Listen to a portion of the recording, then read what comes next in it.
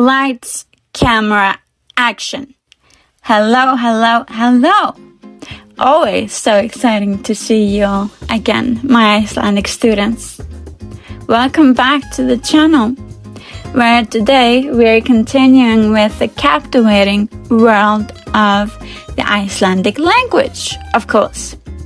Get ready to dive into the fascinating world of the letters E, Ypsilon E, and Ypsilon E.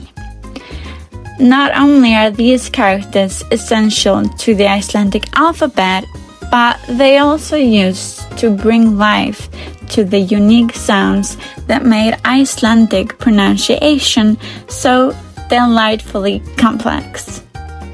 If you're someone who gets a kick out of languages, has dreams of exploring Iceland, or just loves geeking out over different alphabets, then this guide is going to be right up your alley. Prepare to have your mind blown. We'll have a jolly good time breaking down how each letter is used, their pronunciation, and provide examples that will tickle your funny bone and help you understand their role in Icelandic words.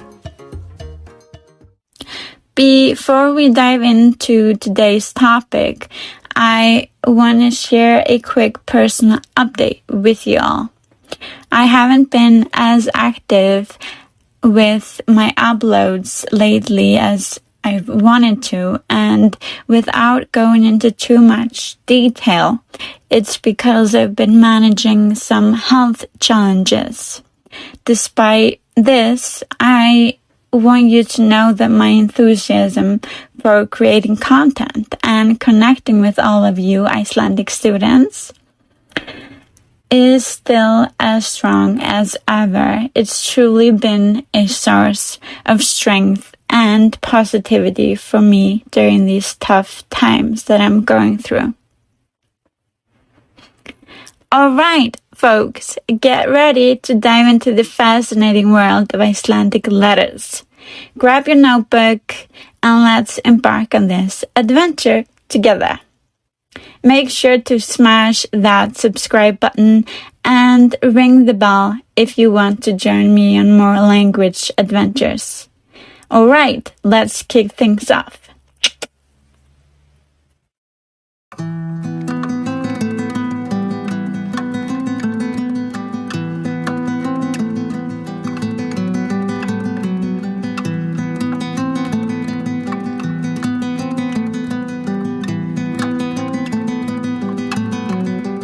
A lot has definitely changed since alleged writing of the Snorri-Edda's first grammatical treatise back in the late 12th century. This manuscript has a pretty interesting name. It's called Spoke, and it includes 4 essays on Icelandic language from Snorri-Edda.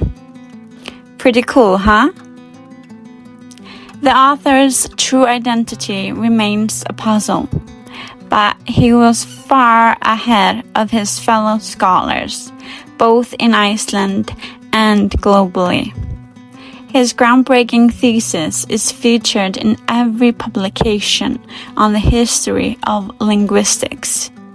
That being said, people often see him as a big deal in linguistics because his thesis is the oldest surviving one on the Icelandic language. So, back in the early 12th century, when writing was still starting to make its debut in this country, there was an amazing plan to hop on the Latin alphabet wagon.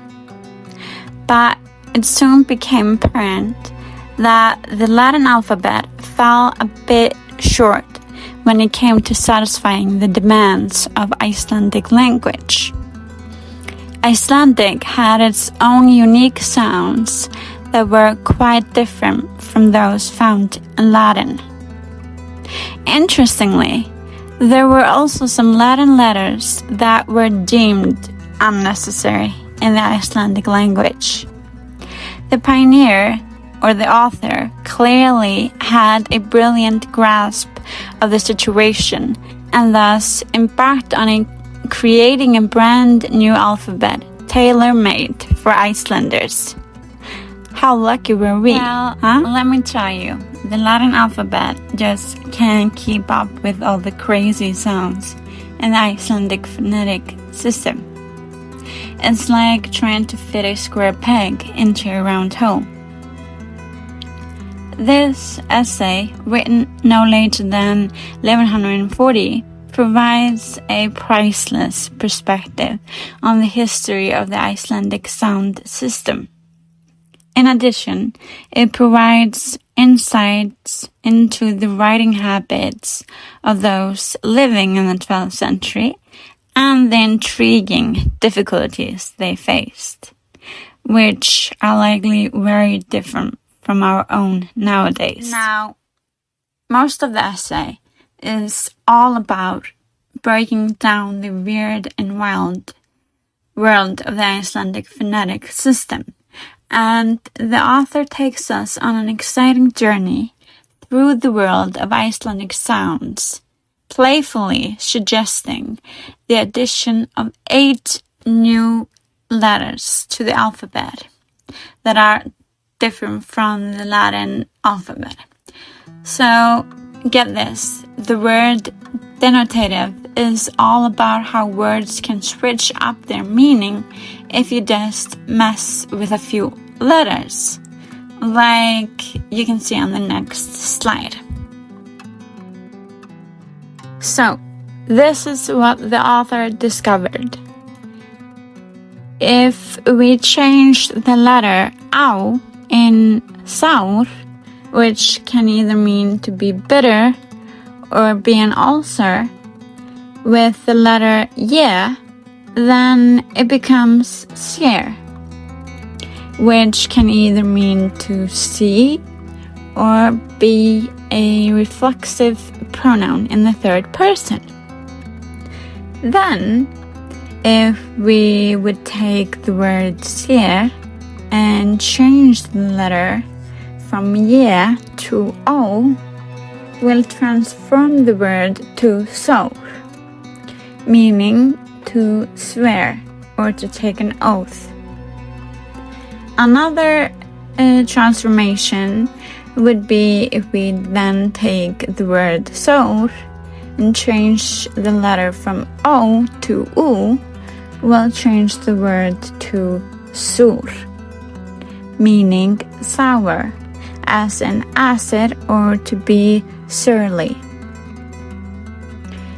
We could also take that word and change the letter O to E, epsilon E, which will then stand for sira, meaning sour way or acid, as in chemistry.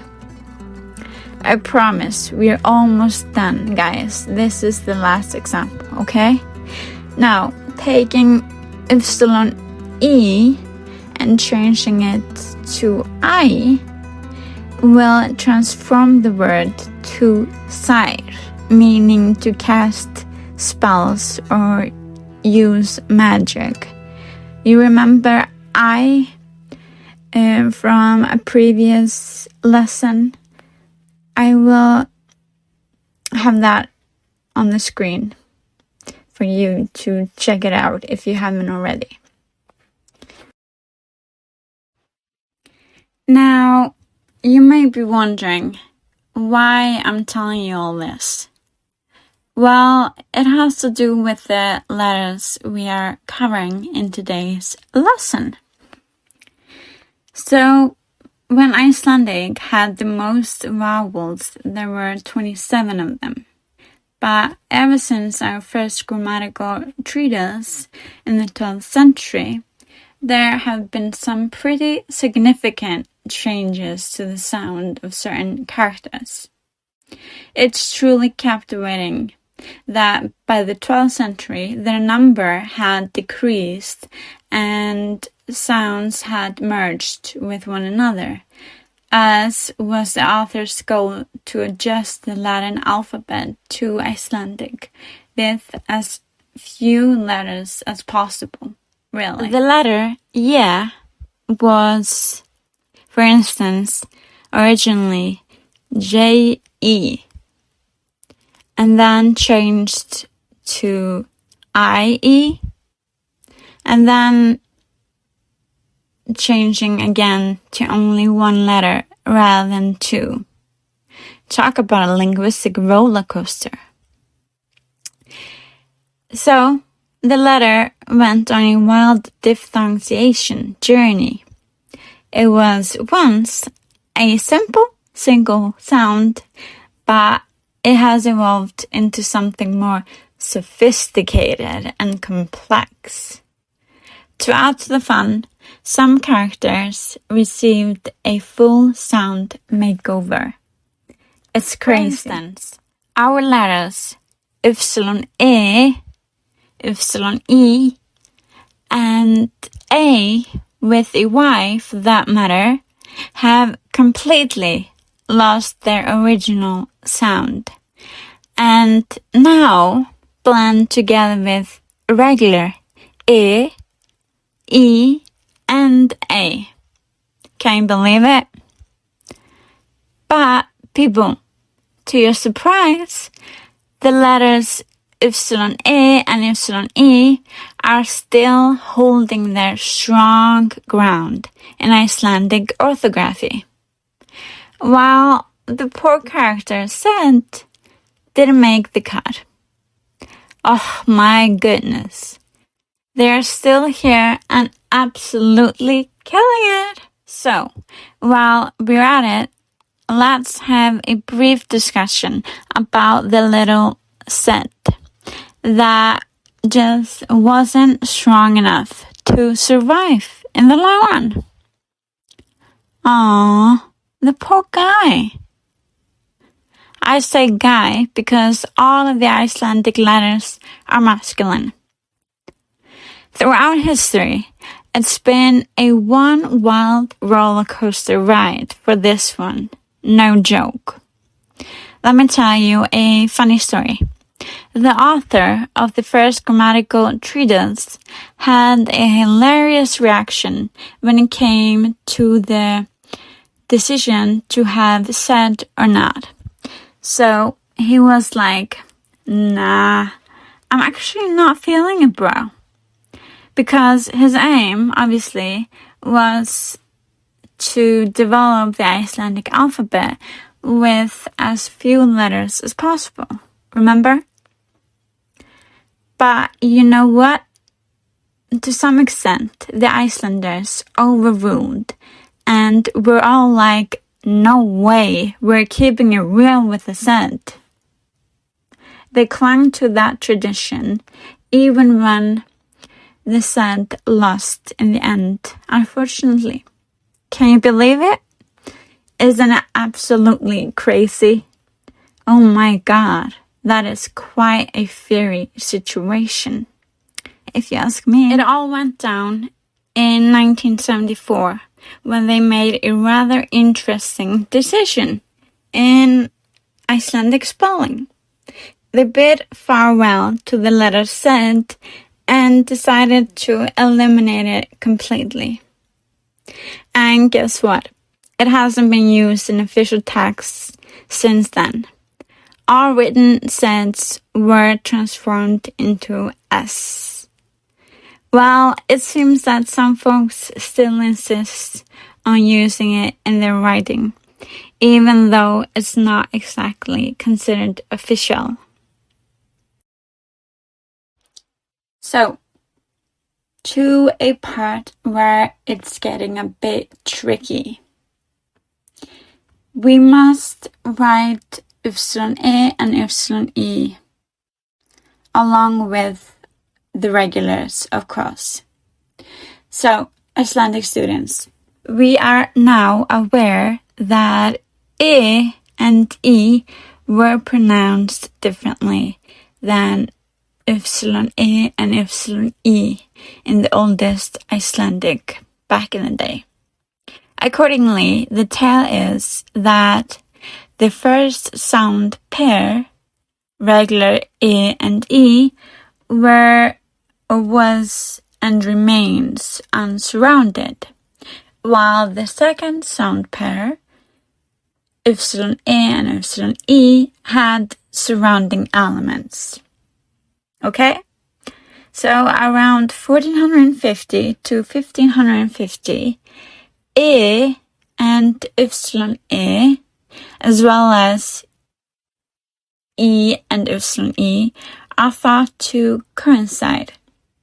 After that, ypsilon E and ypsilon E, and A, for that matter, were rounded off and merged with the two others, or the regular E and E, and then the regular A, resulting in that the letters no longer were pronounced with rounded qualities, like they were in Danish. You can see the UG example on the screen. I don't even know if I can pronounce it, you guys. The closest I can get to is something like U, I think.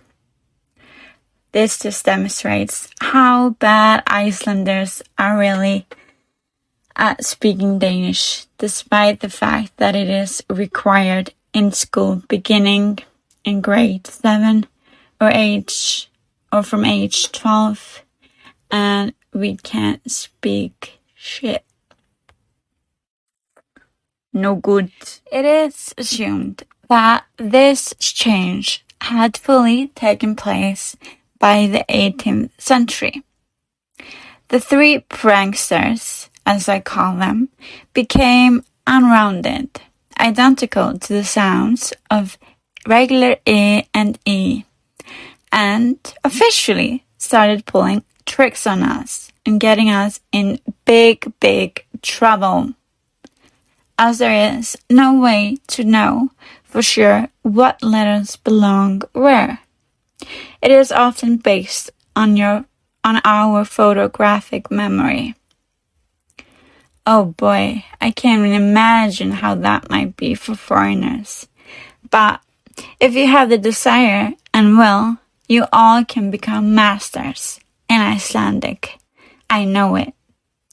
I really commend you all for the interest in improving and the effort you're putting towards your Icelandic journey. You got this all. Anyway, back to what I was saying. In the 1970s, a committee was established to review Icelandic spelling rules and provide recommendations for potential changes. One of them, which the committee could all agree upon, was to replace the letter Z with S, as I briefly discussed with you earlier. There had also been suggestions that we eliminate ypsilon E and ypsilon E in written form and replace them with regulars, thus saying bye-bye to them forever. However, there was a difference of opinion among people on this point, with many expressing skepticism about the feasibility of such a significant change.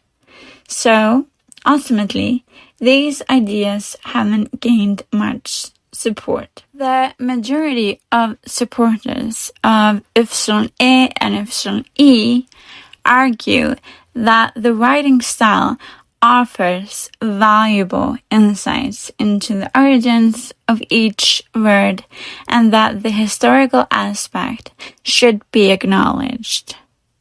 And I totally agree. I feel like we'd be nowhere without these guys, at least in their orthography. The new rules were announced in the official Gazette B, number 132-1974, and there have been very few changes made since then. I'll put a note here if you'd like to look it up yourself.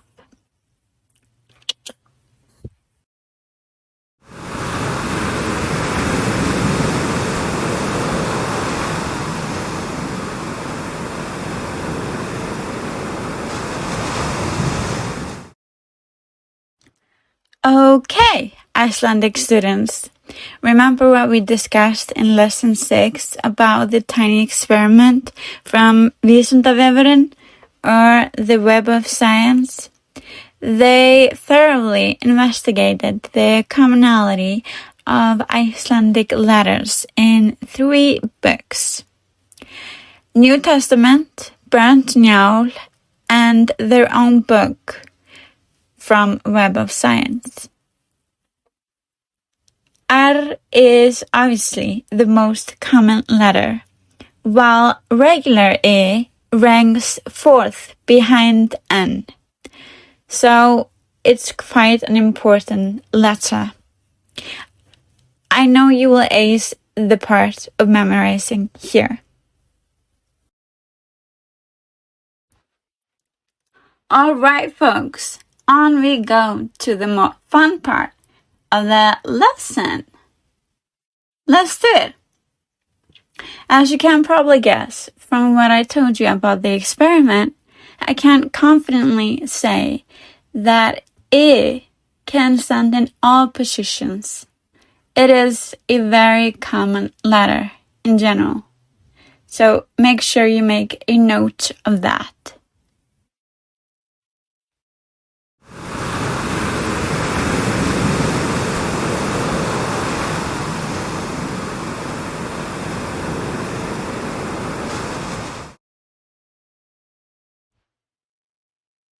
Ilmur,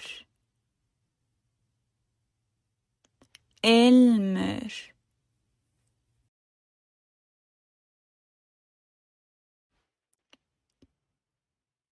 Ilmvatn, ilmvatn.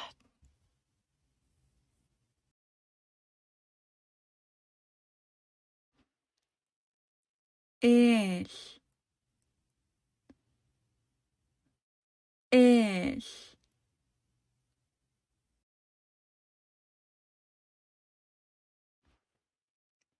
Hann allur á iði. Hann allur á iði.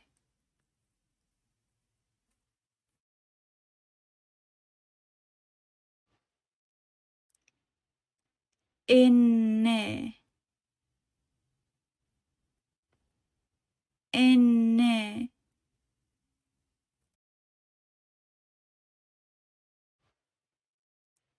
Komdu inn, komdu inn.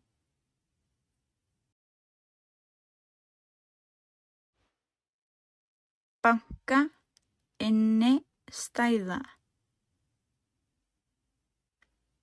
Banka, inni, stæða.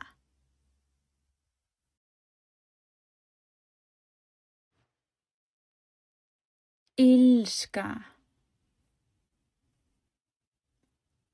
illska.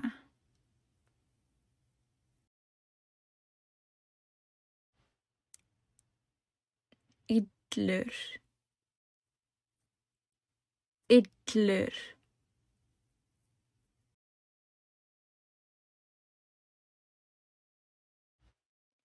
Indjáni, indjáni.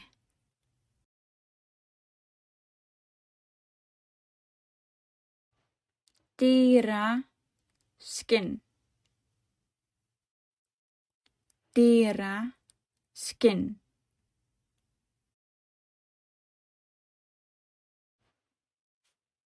Biti, biti. Viltu bita? Viltu bita?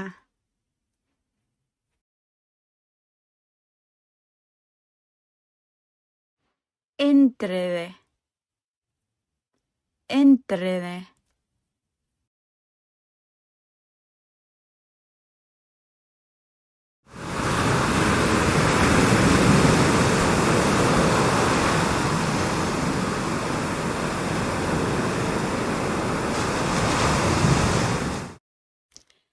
Now it is the E's turn to take the stage.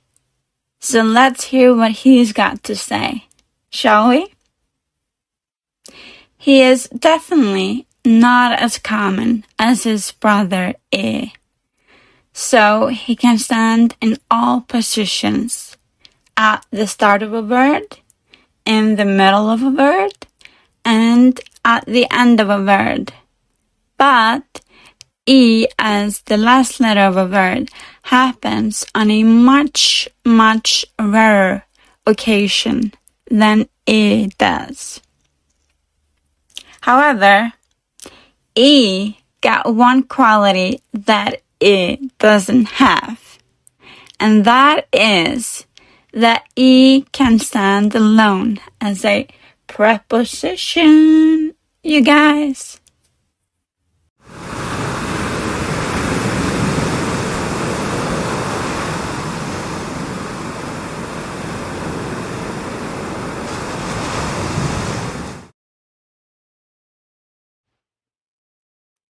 Ease. Ease.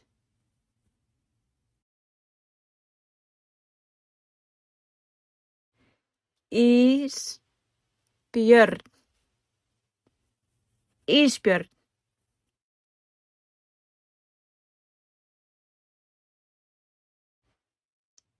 Bíll. Bíll.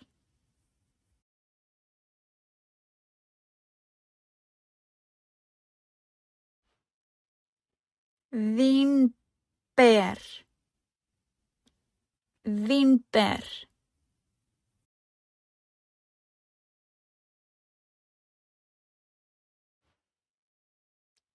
Citróna. Citróna.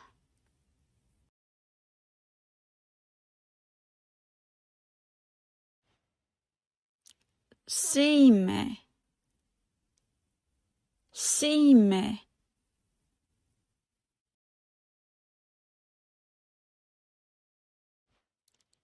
Gítar.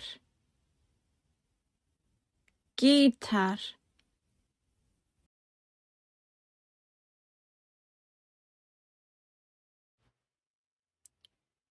Pizza. Pizza.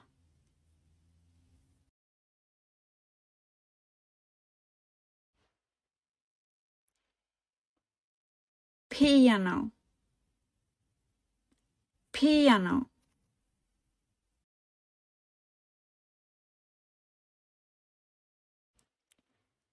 Tíu. Tíu.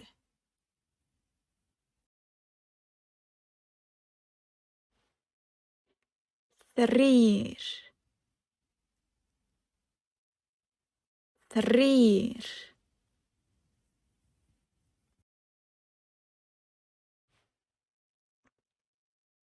Svín. Svín.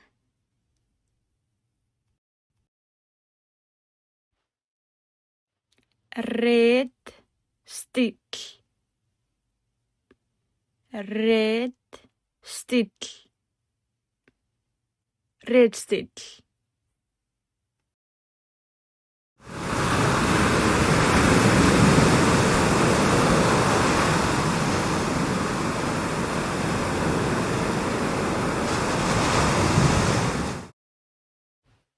Drumroll, please. Let's hear what the pranksters have got to say. There is no doubt that the Icelandic twins stand in much fewer words than their brothers, regular E and E. But that certainly doesn't mean they can stand in all positions, because they obviously do. And it is often the case that E stands in the first and last position of words as the diphthong A. But please don't mistake that as the only case, because you'll definitely see that it isn't when we learn a few words that have E. Okay, now would definitely be a good time to pause the video and just have a little cup of coffee, stretch, relax a little, and come back when you're all refreshed. As I can imagine, it's getting a bit much for y'all. The info just keeps rolling in.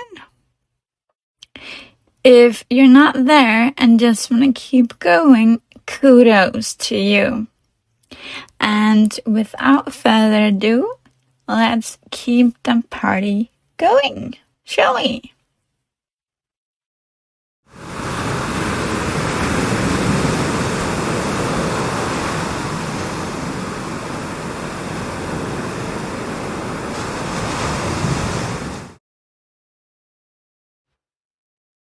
Ittare,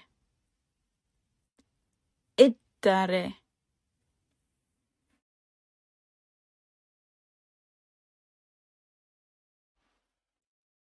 Ylja sér á. Ylja sér á. Ylur, ylur.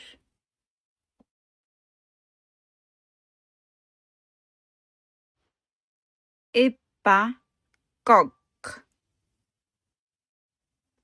Ibba, gogg.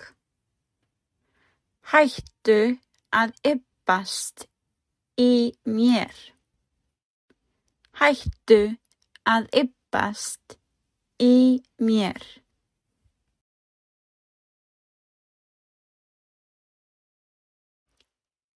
Yrða á. Yrða á. Hann yrti ekki á hana. Hann yrti ekki á hana.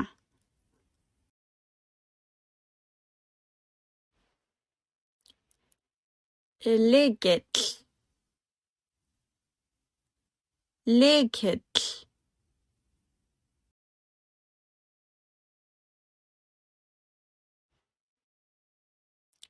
Sykur,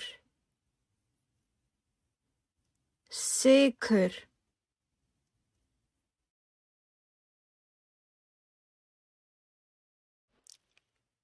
Tyggja, tyggjó. Tyggja, tyggjó.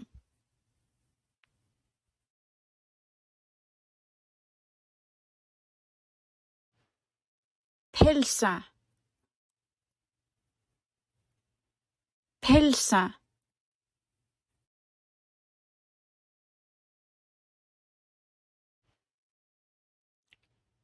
Skyrta, skyrta.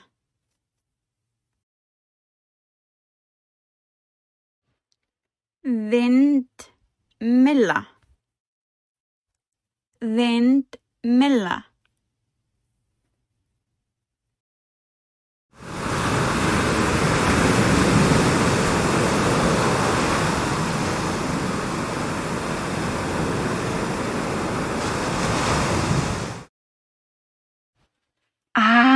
Yes, the last letter in today's lesson.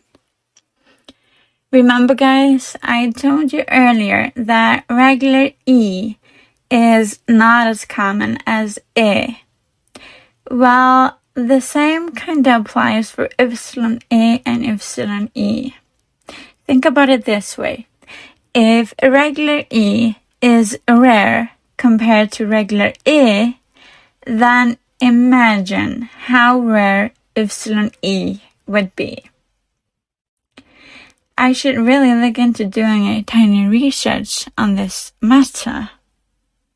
Comment down below if you think we should do another lesson on the E brothers, maybe where we look deeper into the number of words or word family that each letter stands in, or something like that. Definitely comment down below if you have any ideas for me to cover. This is all done for you, Icelandic students.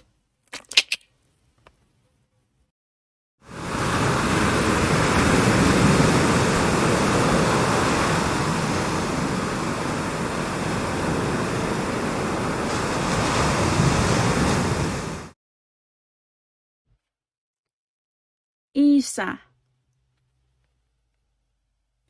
Isa,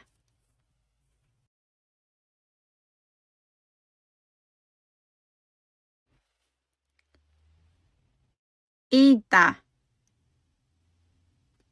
Ida,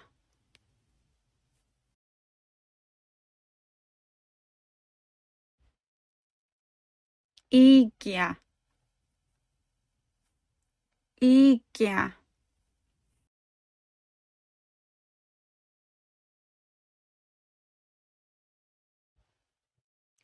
Rúmdýna, Rúmdýna,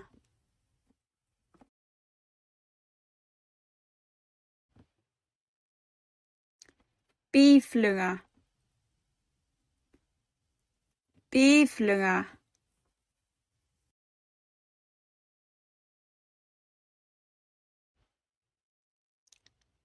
Nýra,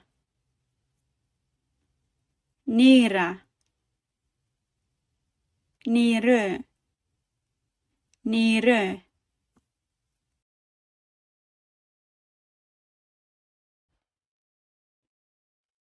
Blýantur, Blýantur,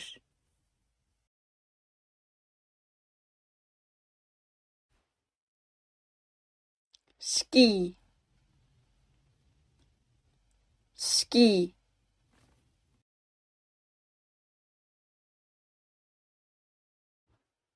Skýr,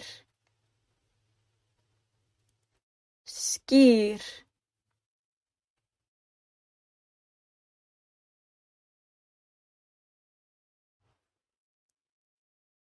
Útskýra, Útskýra.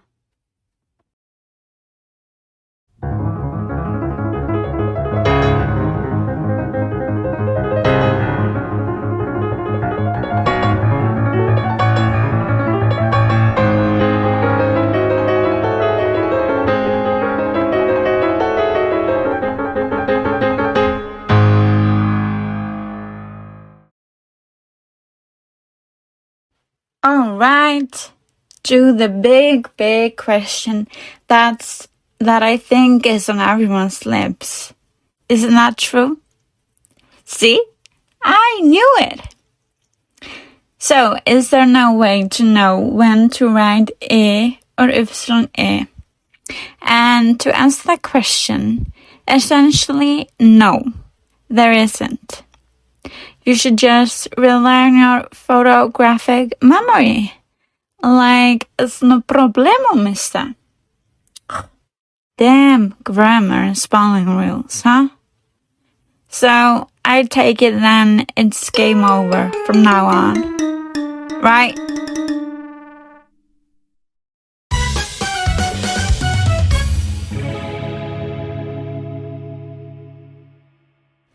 I'm not sure if any of my fellow Icelanders have noticed this, but when it comes to E, I've noticed that it is frequently present in stronger or harsher words, or when more emphasis is required to produce the word, if that makes sense.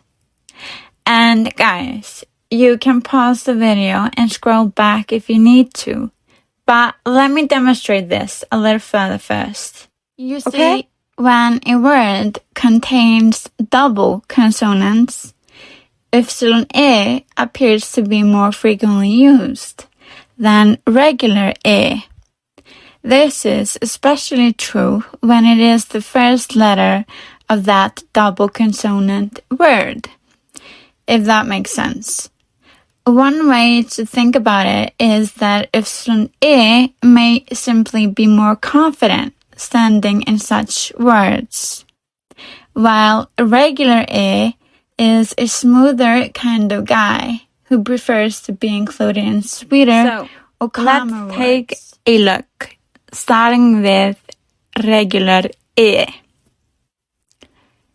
Ilmur, el, iði, indjáni, biti, etc. And for ypsilon-e, iddari, ibba, yrða, tyggja, tyggjó, lykill, sigur, skyrta, pilsa. So, Icelandic students, you may be wondering why it is that e stands in illa and illur when there is ypsilon-e in vindmilla. First of all, we gotta clarify some things here. There are two different versions when it comes to the double consonant of ls in words. On the one hand, there are words like illa, illur, and lykill, for that matter. And on the other hand, there are other words that, like vindmilla, that are pronounced softer, as if there aren't two of the L's in that word, or the second L is simply silent. Second of all, the E in illa and illur is pronounced more like the letter E, as seen in bíll and ridstíll. I think that's partially the reason. But no need to worry, guys. We will cover that in later lesson. Of course, this is not definitive, and it is not always the case. Sometimes regular e wants to be included in the more stronger words, as can be seen in inni, and innistæða. Turning our attention to regular e and ypsilon-e. Now, this occurrence with the above brothers is not as visible when e and ypsilon-e are involved, although it seems as if ypsilon-e stands in words that either have more consonants than vowels, and or when the consonants are pronounced more strongly, similar to what I talked about earlier, when more emphasis is required to produce the word. Another thing that could help here is that the sound of ypsilon-e in a word seems to be shorter than that of regular e. So, with all this in mind, let's take a look, starting with e. Ís, vínber, sítróna, sími, 10, 3.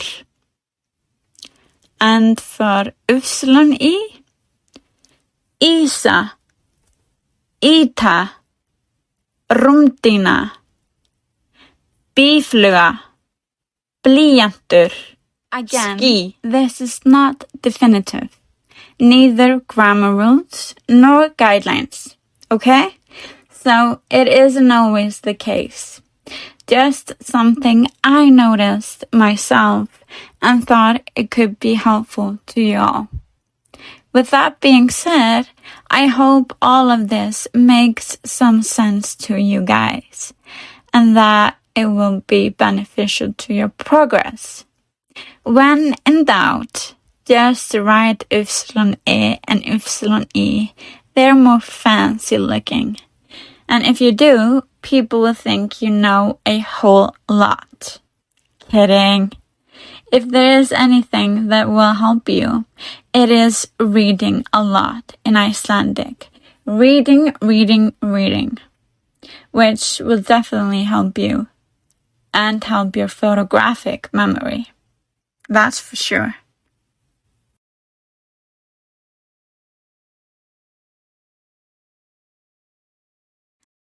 All right, Icelandic students. We are unfortunately reaching the end of today's lesson. So, I just wanted to summarize a little for you. The Icelandic letters E, I, and y are widely used in modern Icelandic orthography. Each of them were used to represent a distinct sound that it was required for proper Icelandic pronunciation and meaning. E and I are pronounced and always were pronounced as I, with a longer and stressed sound, respectively. Y and y are now similar sounds that are used in different words, adding to the language phonetic diversity. These letters are not only important for everyday communication, but they also help to preserve Iceland's linguistic heritage. Students, it has been such a pleasure being with you, as always, not just today. But please hit the like button, share the video with the world, and subscribe to be a part of the Icelandic journey with us if you are new here. Whoop whoop! Thank you all, my Icelandic students, for watching. This has been such fun. As always, practice makes perfect. Remember that. You got this all. Bye bye!